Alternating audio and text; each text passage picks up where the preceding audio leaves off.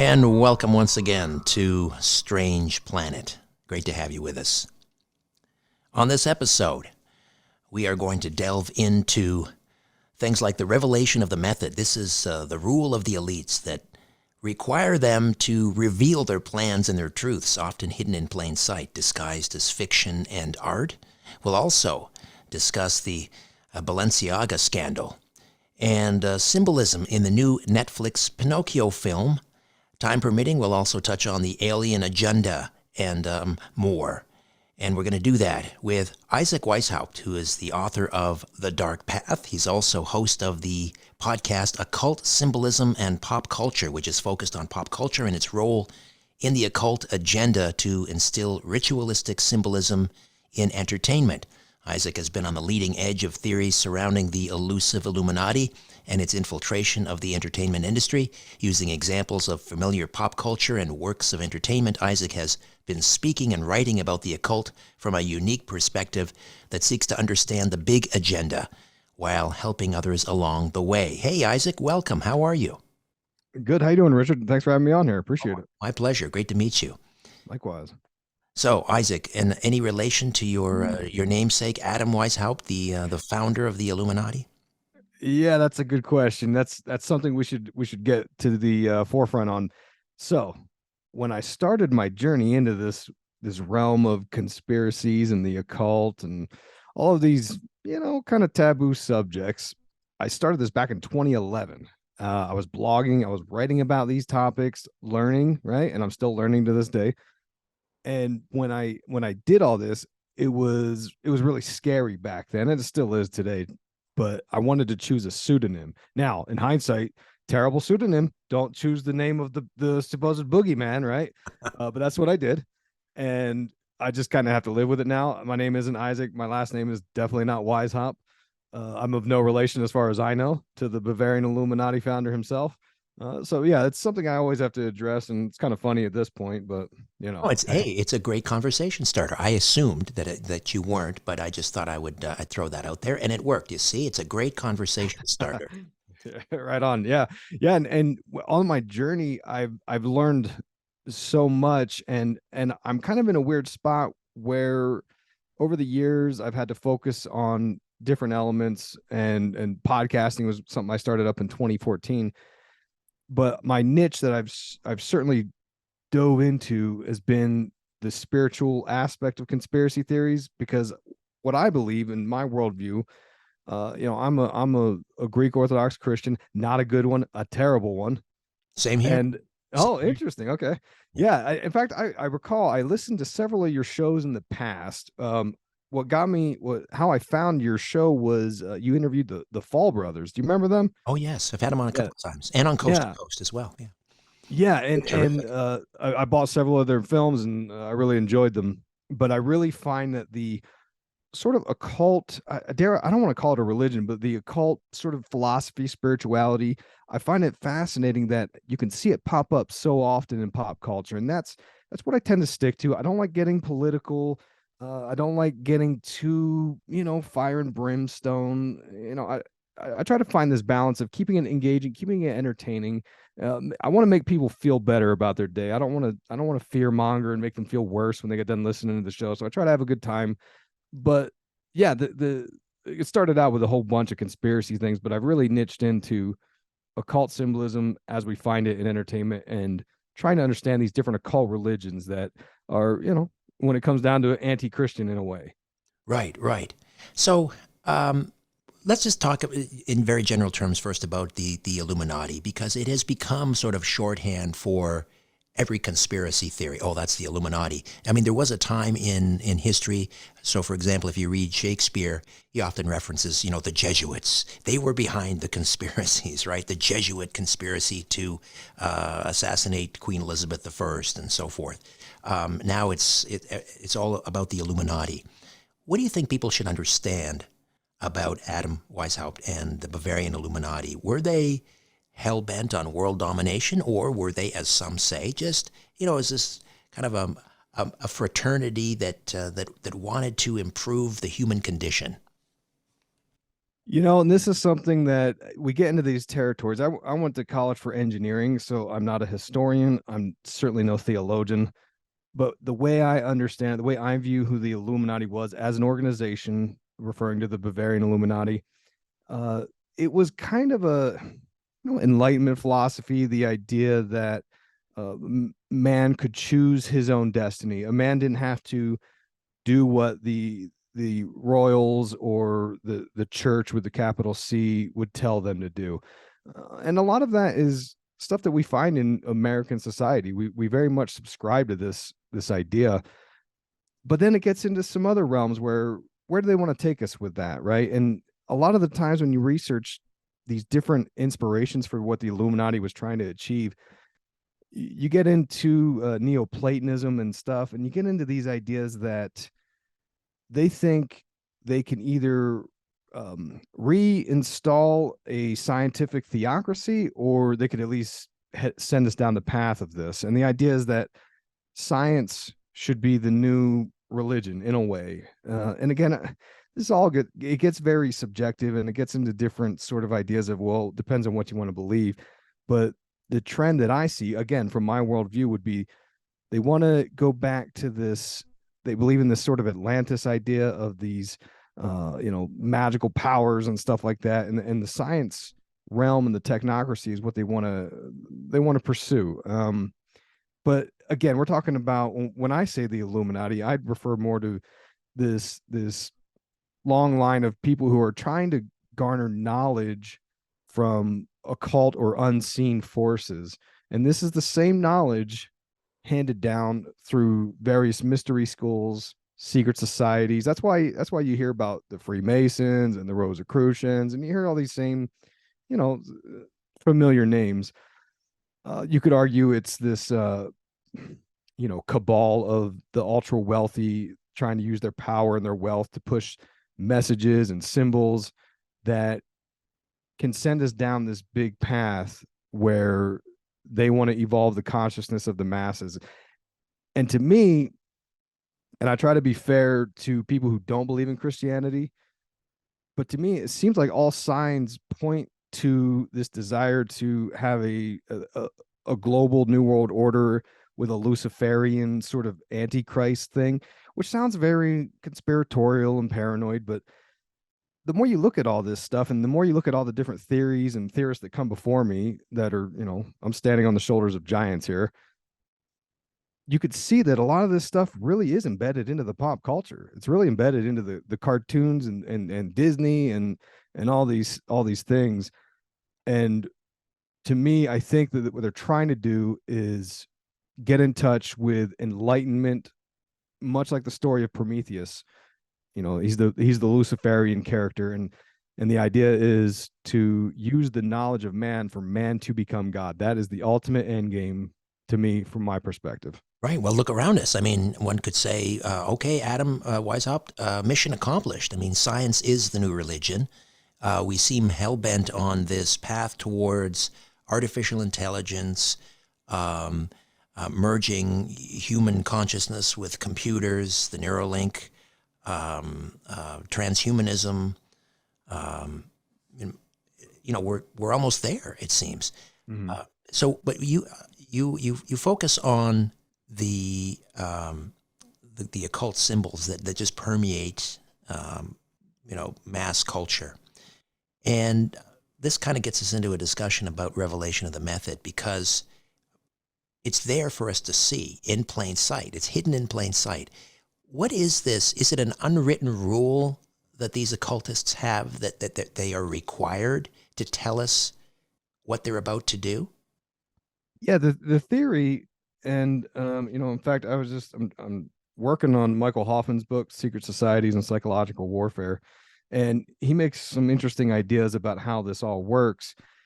And the short version, the way my simple brain can understand it, they have this end game of wanting this global world order, and this starts getting into politics, which isn't my forte, but the idea would be you can consolidate power, and then you could have full control over people. And you can't have this nation going and doing their own thing while another one's doing a different thing. You want everyone in lockstep for full control. That's the idea.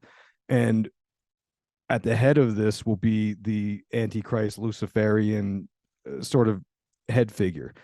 And obviously, with all the Abrahamic religions of Christianity and Muslim and the Jewish, they wouldn't really subscribe to this, and that's most of the world. So the idea of revelation of the method is that at a certain point, when the people behind this feel that they've got enough control that there's no one that can push back or stop them, they will then reveal what they've been doing the whole time and what the end game is, because in a way they need people to subscribe to this. And for me, when I look at, for instance, we could look at Aleister Crowley, right? A very famous occultist from the early 1900s, practiced all kinds of different ritual magic, black magic, white magic. He kind of synthesized a whole bunch of global ideas, and he made contact with this disembodied entity, like many religions when they start off do. And this spirit he called Awaz, it dictated to him what the future will look like and how he was supposed to usher in the new age, the Aeon of Horus. And in this new age, there was all these sort of axioms, and the big one most people are familiar with is "do what thou wilt." And what this means is everyone's special, right? And in one of his books, Liber 77, he says, every man and every woman is a star. And the idea is everyone, and this gets into all kinds of stuff like alchemy and things, but the idea is that everyone has a very special purpose for being on earth, and everyone needs to pursue that will at all costs. Do what thou wilt. So your goal is to make contact with your holy guardian angel, some disembodied entity, and have it tell you what you're supposed to be doing here on earth, what your mission is, and then you pursue that at any cost. It doesn't matter who gets in the way. And this gets into ideas of Satanism and social Darwinism, might is right and all that. But the idea is you pursue that will at any cost. And what we're talking about, again, to simplify it, because I know a lot of this stuff for some people new to it might just be all over the place. To simplify it, the idea is that in Crowley's New Age, that the New Age of Aeon of Horus, man pursues his own will, and that's a fundamental difference to the Christian worldview of doing God's will. And as you could imagine, it's a dangerous idea for people. We're humans. We're all full of sin. We all have issues with our own judgment and trying to pursue things that make us feel good versus what we should do. So there's a lot of fault in that thinking of pursuing what you think you should do. But again, that's going further down the line. But that's the future age is one in which Crowley said there won't be a focus on any external gods. Man will be God. And again, lining up with that overall idea that that's what they want. They want man to pursue his own will. And that's kind of what we see with the fueling of social media. Everyone's a star, Crowley said. So everyone's, they do things for follows and likes, and they kind of live their own world through their social media and cell phone at this point. Right. And if you take God out of the equation, then the concepts of good and evil just become an opinion, one man's opinion, which is a place where we want to be. And that's what from what I understand, the symbol of duality. So like in the Freemasonic temples on the floor, they have the black and white checkered floor that you see so often. And that they call it the Moses pavement. And the idea, and it's not a reference to Moses from the Bible, it's a reference to muses. But the idea is that the black and white represents this duality aspect of good and evil. And in the Christian worldview, we say, well, there's things that are good and there's things that are evil. But in their worldview, they say, well, there's kind of shades of gray. And then when you start boiling it down and digging into it, you eventually come to the conclusion that, well, evil was just a social construct made up by the Christian church or whoever. Generally, it's Christianity that most of these people I study have a real beef with. Which tells me something, right? Because I have my doubts, right? Like I'm not the most faithful Christian on earth. I have a lot of doubts in a lot of things I'm supposed to just believe. But when I read what the sort of other side says, it makes me sort of believe it more. Uh, but yeah, the idea is that you strip away the idea of good and evil as constructs, and then really, it's no holds bar in a way. Right, right. Um, I've had a number of conversations over the years with Robert W. Sullivan IV, who writes about occult symbolism in cinema, and it's always great talking to him. Now he looks at it. I mean, he's a Mason. I think he's Scottish Rite Mason, so he doesn't necessarily buy into the conspiracy of the Illuminati and so forth, but he sees the occult symbolism in cinema as just kind of these nice, cool little layers that we can appreciate in the film if you spot them, like little Easter eggs. But what is the power? Is there power of placing occult symbolism in, let's say, a film? And we'll get into Netflix's Pinocchio here in a moment. Most definitely, and I've interviewed Robert Sullivan as well. Yeah, his books are fascinating; they're great. But the purpose for the symbols, Carl Jung is one of the key figures when you dig into the occult and try to understand who the thought leaders were that really put a lot of weight behind it. And Carl Jung, a psychoanalyst, he was very much into the occult, and he studied the whole phenomenon of everything. And he said that symbols give purpose to man. And if you go back in history to what the ancient mystery schools were teaching, they would go through ceremonies and rituals and psychodramas like you would find in the Church of Satan as well. But they knew that symbols hold power and they're able to convey full thoughts, and that's why they use them in these different ceremonies. And there's one idea that if you go to one occultist, Eliphas Levi, he called it charging up the magnetic chain. And the idea was that if you could sort of infuse a symbol into the masses, it could take on its own energy. And most people listen to that and they're like, "Who cares? What are you talking about?" Right? Well, the people who are doing this stuff, they practice a thing called ritual magic, and they get a lot of their worldview from the practice of alchemy. And alchemy, again, not to go deep in the weeds, but we're going back to Thoth in ancient Egypt and the Emerald Tablets, and this god Thoth came down and taught man magic. And you could argue this is the same story of Enoch when the fallen angels were teaching man how to use magic as well. But anyway, the point is there's different methods of using this ritual magic, and the key idea to understand about ritual magic is that you've got this, they call it the Hermetic axiom, because it comes from Hermes, who's the same as Thoth. But the idea is there's as above, so below. And it's the idea that the cosmos are connected to the earth. And we have a physical body here on earth. We also have an astral body out in the cosmos. And when you understand that from a magician point of view, you start trying to conduct rituals to channel energy and change the world according to the way you want it to be. And a lot of people subscribe to this stuff. Aleister Crowley infamously was taking a walk with William Seabrook, and Seabrook didn't believe his theories of magic, and Crowley said, "Okay, well, watch this." And he did a little ritual of some kind, and got the guy in front of him start limping just through sympathetic magic by Crowley himself limping. The guy in front of him 20 paces ahead started limping. But the idea is that there really is a power behind this. And I'll give you one quote real quick, because I feel like this sums it up the best. There's a book called Infernal Magic. It's about the Order of Nine Angles. It's this sort of satanic magical group. But they say that the magician utilizes signs and symbols as part of a communication process with a phenomenon she wishes to understand or affect, and assigns meaning to the phenomenon. And again, it's just the idea that you could push these symbols out, it does something energetically, and then the magician can use that energy to shift the universe, quite literally, into doing what they want it to do. Manifesting reality.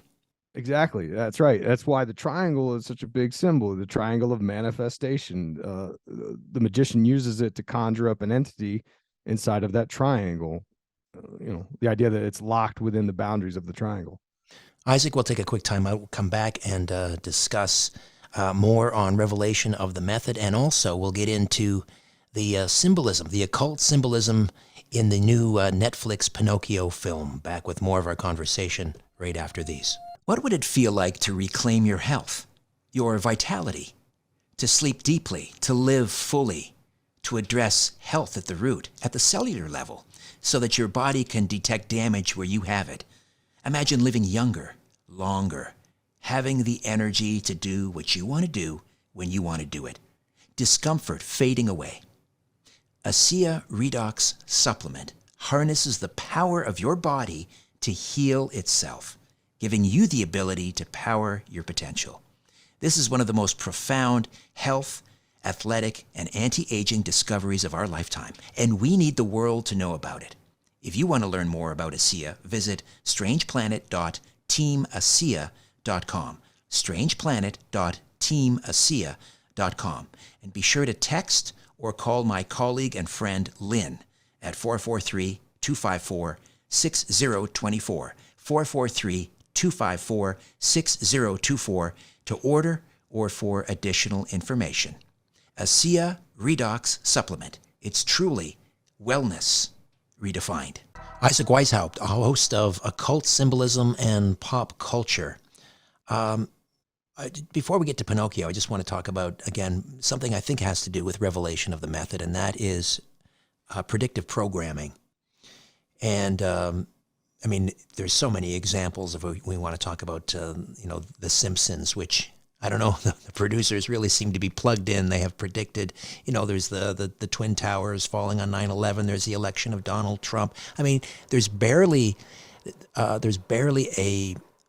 historical event that hasn't happened in the last 20 years, it seems, that the Simpsons animation series hasn't somehow, foretold or prophesied. What do you think is happening with predictive programming? Is that part of the revelation of the method? I do believe so. I think that, and this gets down into some of the quantum physics areas, because when you get down into quantum physics, it gets into magical thinking again. It gets into law of attraction, which is an idea started by Helena Blavatsky, a very famous occultist who started a sort of philosophy religion called Theosophy, which Frank Baum, the guy who wrote Wizard of Oz, was into, and so on. But yeah, when you get down into it, some of the ideas of magic overlap with the idea of quantum physics, and that includes this talk about charging up symbols and sigils and stuff like that. But arguably, and if you ever get into Mandela effect, like that's some weird stuff too. And it's the idea of, and obviously I don't know, but they say there's multiple universes and parallel universes, and what happens in this realm can affect the one in the next. And I'm not really sure how to sort of divide that out and make sense of it all. But I do think that when they show us something on film or television, it's arguable that they're doing it so that the mind can prepare to accept what's going to happen. And like, for instance, I wrote 2 books on aliens and the occult recently. And that was one of the ideas behind it, is that they show us all these different alien films and UFO films and different types. Some are good, some are bad. But the whole idea that I think they're trying to warm us up to is that there's a consciousness aspect, that we have to sort of believe in these things for them to manifest. So they don't really care if we think they're good, bad, ugly, whatever.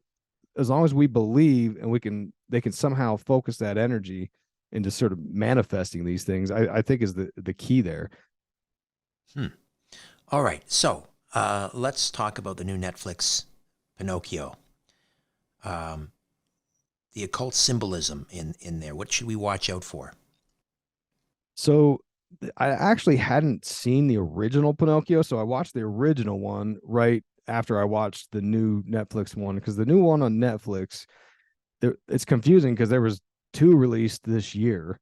One was starring Tom Hanks, and then there was this other one by Guillermo del Toro. And in the del Toro version, when you watch it, if you watch it passively, you might not think much of it. But when you watch it from this perspective and this filter of this occult fantasy of getting people to subscribe to a Luciferian religion, then you end up seeing a lot of different ideas within there that I did a whole show talking about. It took about an hour and a half to cover every point, but I'll hit some of the big ones here. The first thing they show us, and a major part of the film, is about this child choosing a perfect pine cone, right? And the pine cone, it's a symbol for enlightenment or immortality. It's what the reference to the pineal gland is, the third eye.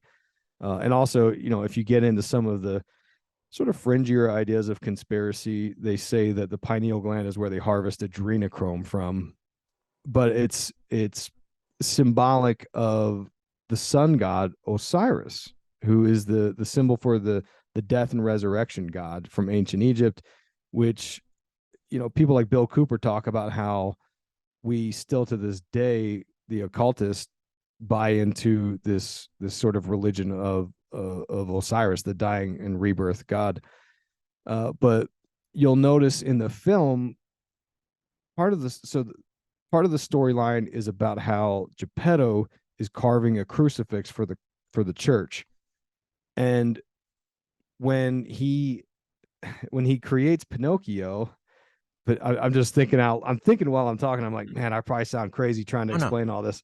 But Pinocchio is a homunculus. It's literally a homunculus that you find a guardian angel of sorts infuses a spirit into this wooden puppet that Geppetto makes.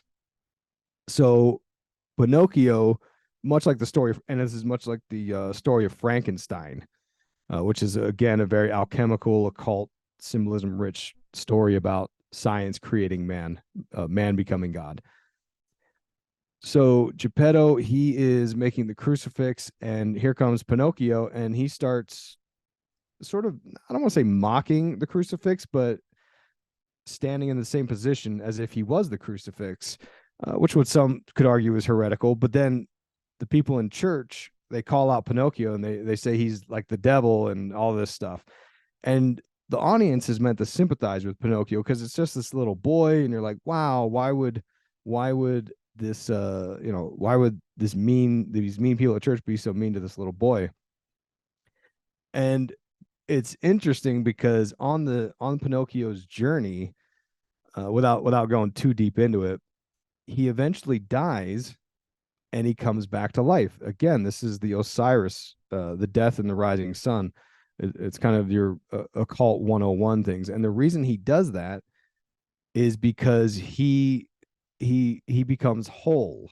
And the reason why we think that is because that pine cone at the very beginning of the movie, Geppetto makes a point to say, hey, you got to pick the perfect pine cone. This one has like some damage on it. That's no good. And you have to find the perfect whole pine cone.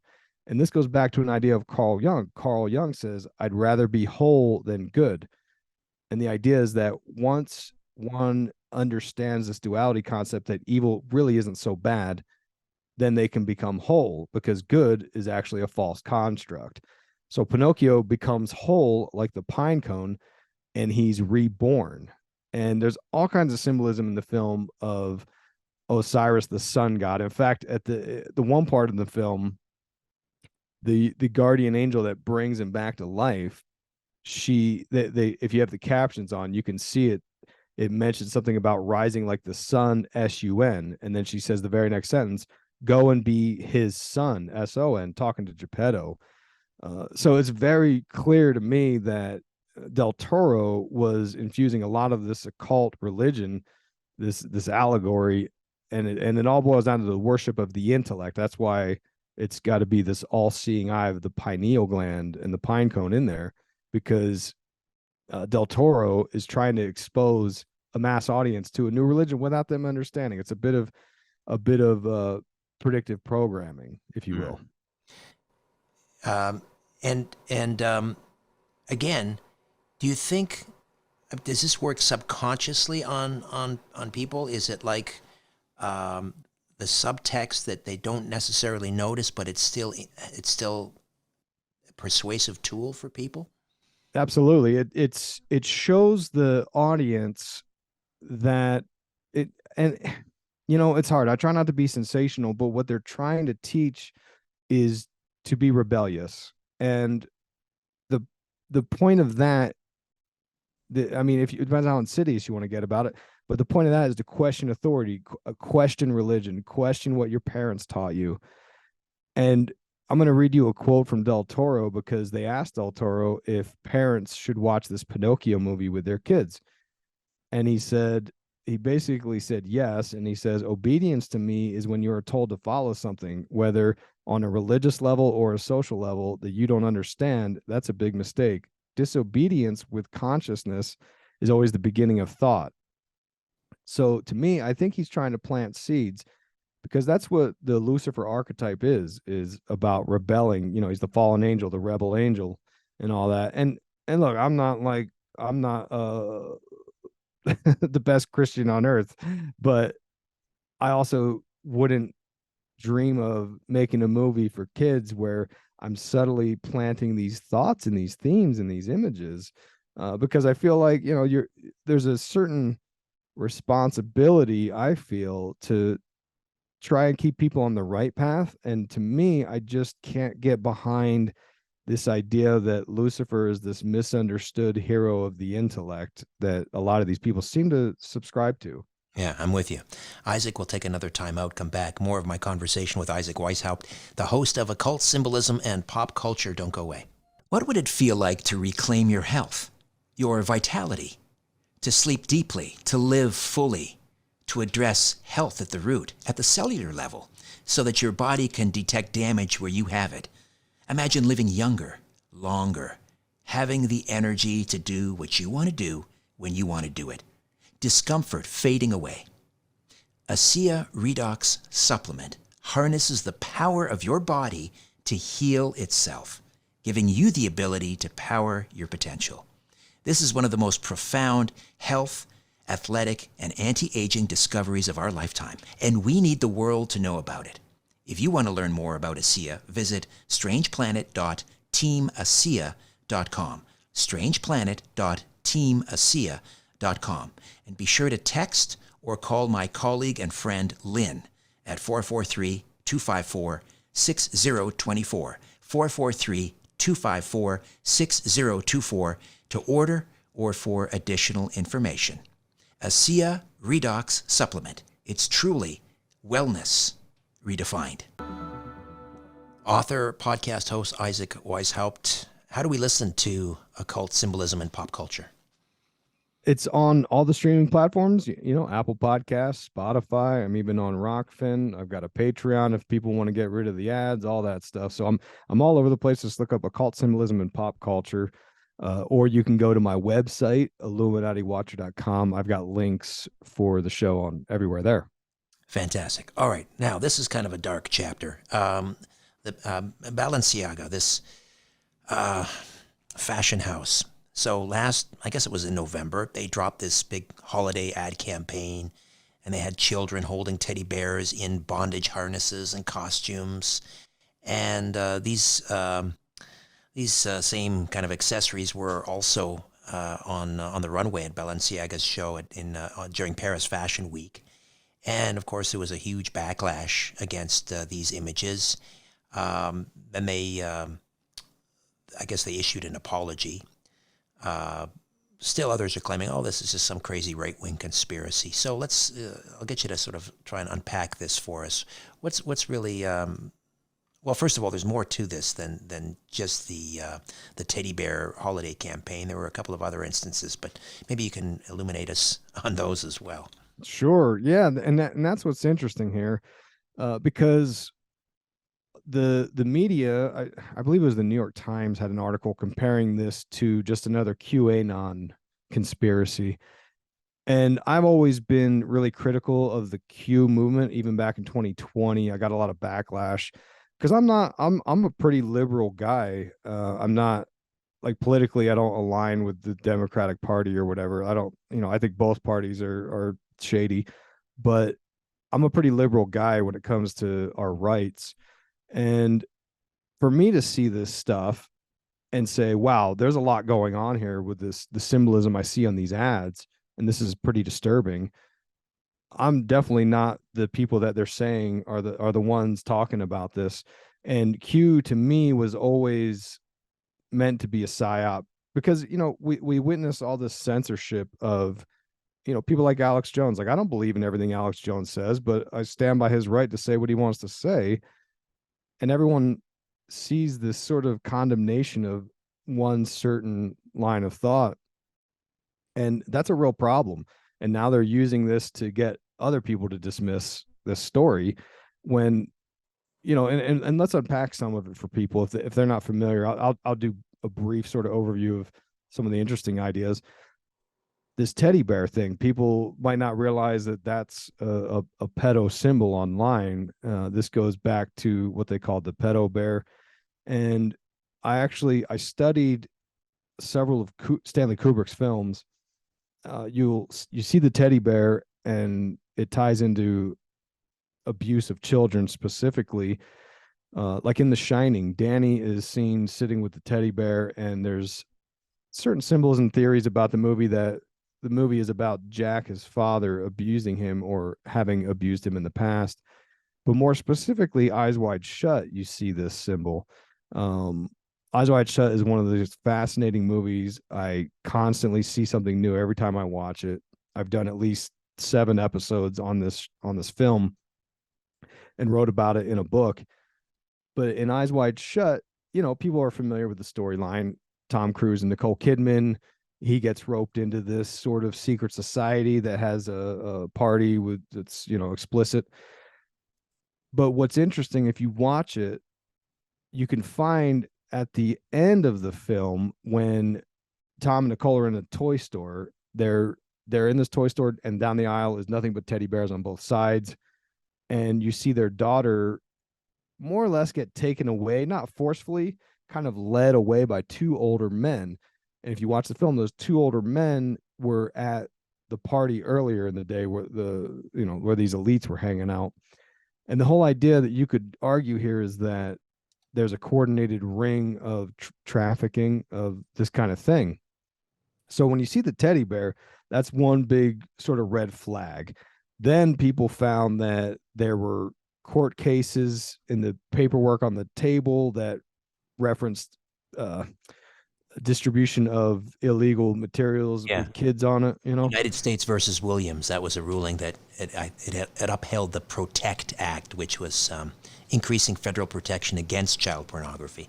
So they had the Balenciaga had partnered with Adidas, I think it was, and in this ad they had one of their bags on top of these documents, and it was clearly, you could see it said United States versus Williams, which again is our direct reference to child pornography.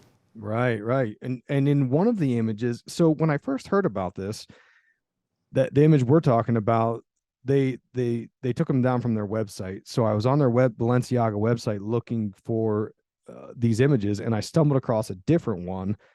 And on this image, you could see, if you zoomed in, and I had to put this on my Instagram, but on the one wall, you'll see crayon marks showing like different dates and heights, like you would if you were, I don't know, like kids growing up and you want to mark the date on the wall.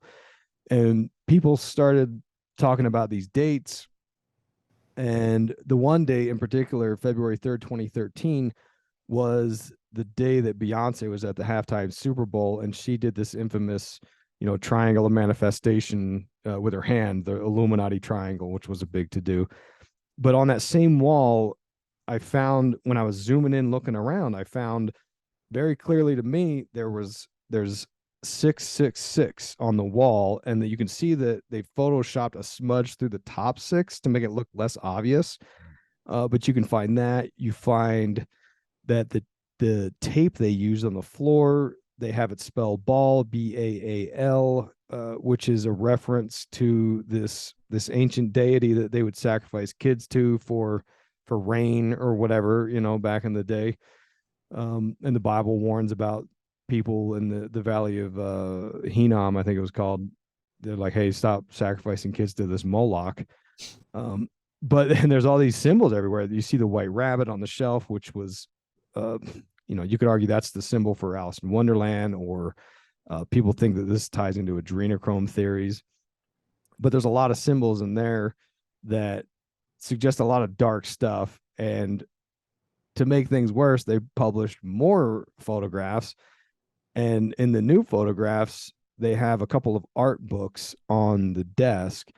And if you look up the artists that did these art books, you can find some very strange things. For instance, there's one book by Matthew Barney called The Cremaster Cycle on the desk. And I looked this up, and it's basically this 5-part film. It's several hours in length. You can't find the whole thing online. They were sold as 20 sets of DVDs for 100K plus. And the only thing you can find is a 30-minute clip from one of these films. So I watched this 30-minute clip, and it's very strange. It's very avant-garde, but you see the artist dressed up as Hiram Abiff, who's the mythological father of Freemasonry. And then they say he's the entered apprentice, which again is a Freemason reference. But what's very strange is that you'll see there's scenes of cannibalism in this clip. And you see that there's symbols of Osiris rising with the X in this clip. Then the other artist on the other book is named Michael Borman. The book they have on the desk is called As Sweet as It Gets. And a lot of people confuse this with a different book he created called Fire from the Sun. But nonetheless, this Fire from the Sun book shows it's paintings of these toddlers, these newborns, and they're doing very gross things, and they're walking around with severed heads. It looks like they're doing cannibalism stuff with their cooking parts in the fire. That's very disturbing stuff. So, Balenciaga wasn't doing themselves any favors when they released even more photos. And as far as I know, the people involved, every single one of them is disavowing anything to do with any of this stuff. There's lawsuits.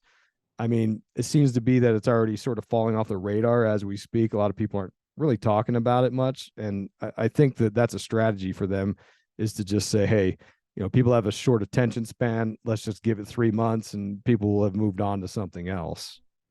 And is this by design that they're trying to normalize this?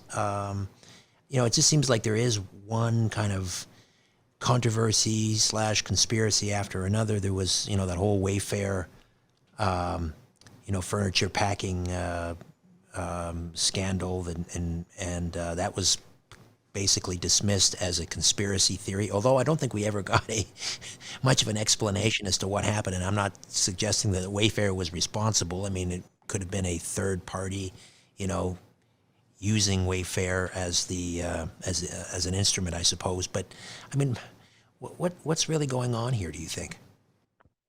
It seems to me this is part of the revelation of the method, and that Wayfair furniture thing. I watched Stanley Kubrick's Lolita film, which is all about a guy trying to get with a minor.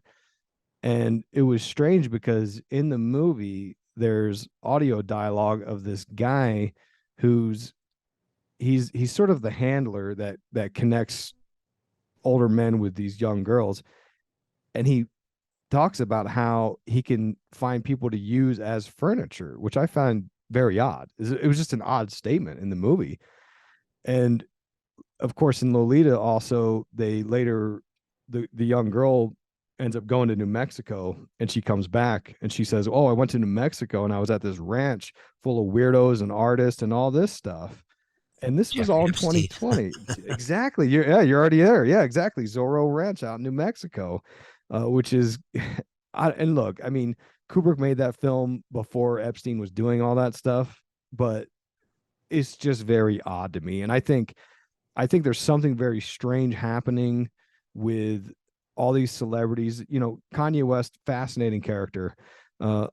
Love him, hate him. I change my opinion about the guy every day. I don't know what to believe about this guy, but I find it fascinating how he seems to be espousing a lot of these conspiracies that we've talked about over the years of MK Ultra ideas and handlers.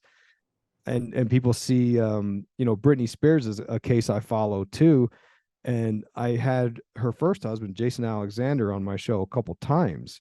And he was saying that back in 2020, he was talking about how she's under control from this conservatorship. And I got so much grief. People say, oh, this guy's crazy. And no, Brittany was not like that. And then sure enough, a year later, it's all over the news where we find out she was under a conservatorship and she couldn't even buy a cup of coffee without permission. I mean, it's I don't know, there's some wild stuff happening in pop culture right now. And it just, to me, feels like a lot of things are getting disturbed up and they want it to settle into the new world that they want it to be.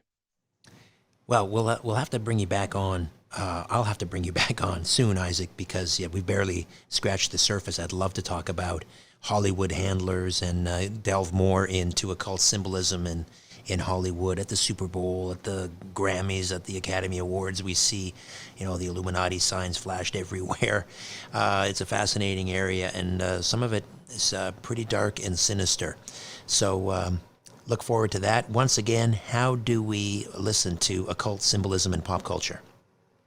Yeah, thanks for having me on. I'd love to come back because, like you said, we barely scratched the surface. There's a lot of different ideas and different schools of thought behind all of this. They can check out my show, Occult Symbolism and Pop Culture. I'm on Apple Podcasts, Spotify, pretty much everywhere you can get podcasts.